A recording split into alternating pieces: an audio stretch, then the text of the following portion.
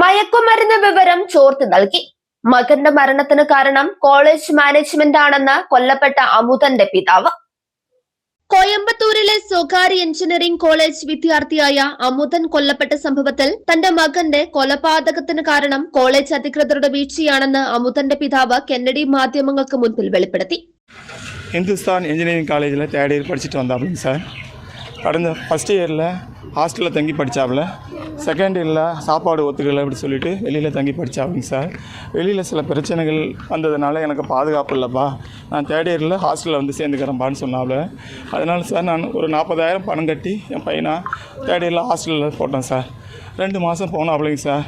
அங்கே வந்து மேலே ரூமில் வந்து என் பையனும் அஜீஸ் அப்படிங்கிற ஒரு பையனும் மேலே இருந்தாங்க சார். அவங்க வந்து ஹெட்ஃபோன் கீழே வந்துருச்சுன்னு சொல்லிட்டு இரவு 11 മണി. മയക്കുമരുന്ന് മാഫിയയുമായി ബന്ധപ്പെട്ട വിവരങ്ങൾ കൈമാറിയതാണ് കൊലപാതകത്തിലേക്ക് നയിച്ചതെന്നാണ് കുടുംബത്തിന്റെ പ്രധാന ആരോപണം. കോളേജ് ഹോസ്റ്റലിലെ കഞ്ചാവ് ഉൾപ്പെടെയുള്ള മയക്കുമരുന്ന് ഉപയോഗത്തെക്കുറിച്ചും അതിന്റെ വിൽപ്പനയെക്കുറിച്ചും കോളേജ് അധികൃതർ അമുതനെ ചോദ്യം ചെയ്ത് വിവരങ്ങൾ ശേഖരിച്ചിരുന്നു. എന്നാൽ ഈ വിവരങ്ങൾ നൽകിയത് അമുതനാണെന്ന കാര്യം മയക്കുമരുന്ന് വിൽക്കുന്ന വിദ്യാർത്ഥി സംഘത്തിലേക്ക് കോളേജ് മാനേജ്മെന്റ് തന്നെ ചോർത്തി നൽകിയതായി പിതാവ് ആരോപിച്ചു.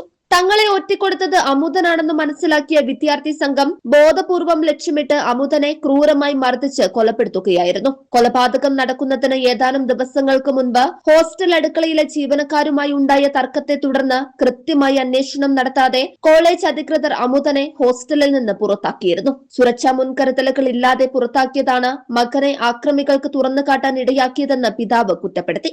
വിവരങ്ങൾ ചോർത്തി നൽകി തന്റെ മകന്റെ മരണത്തിന് കാരണക്കാരായ കോളേജ് മാനേജ്മെന്റിനും ഹോസ്റ്റൽ അധികൃതർക്കുമെതിരെ ശക്തമായ നിയമ നടപടി സ്വീകരിക്കണമെന്ന് പിതാവ് ആവശ്യപ്പെട്ടു. News desk 99 news, Coimbatore, Tamil Nadu. നമസ്കാരം. 2026 പകുതിയിൽ ജെനിസിസ് ഏജ് കെയർ എത്തി നിൽക്കുമ്പോൾ ഇതിന്റെ 1ാം ഘട്ടം വളരെ സക്സസ്ഫുൾ ആയി കംപ്ലീറ്റ് ചെയ്യുവാൻ സർവശക്തനായ ദൈവം ഞങ്ങളെ സഹായിച്ചു. ചില മാസങ്ങൾ മാത്രമേ ആയിട്ടുള്ളൂ ജെനിസിസ് ഗാർഡന്റെ പ്രവർത്തനങ്ങൾ ആരംഭിച്ചിട്ട്. എങ്കിലും പലയിടങ്ങളിൽ നിന്നും സ്നേഹസമ്പന്നരായ പല മാതാപിതാക്കന്മാരും അവരുടെ റിട്ടയർമെന്റ് ജീവിതം ചെലവഴിക്കുവാൻ ജെനിസിസ് തിരഞ്ഞെടുത്തപ്പോൾ ഞങ്ങൾ 1ാം ഘട്ടത്തിൽ നിർമ്മിച്ച എല്ലാ റൂമുകളിലും ഏകദേശം റെസിഡൻസ് നിറഞ്ഞതിനാൽ ജെനിസിസ് ഗാർഡൻ ഏജ് കെയറിന്റെ സെക്കൻഡ് പാർട്ട് ബിൽഡിംഗ് പണികൾ ഉടൻ ആരംഭിക്കുന്നു. നിങ്ങളുടെ റിട്ടയർമെന്റ് ജീവിതം നിങ്ങൾ തനിച്ചാണോ? നിങ്ങൾ വിഷമിക്കേണ്ട, ഞങ്ങൾ നിങ്ങൾക്കൊപ്പമുണ്ട്. ഞങ്ങളെ കോൺടാക്ട് ചെയ്യുക.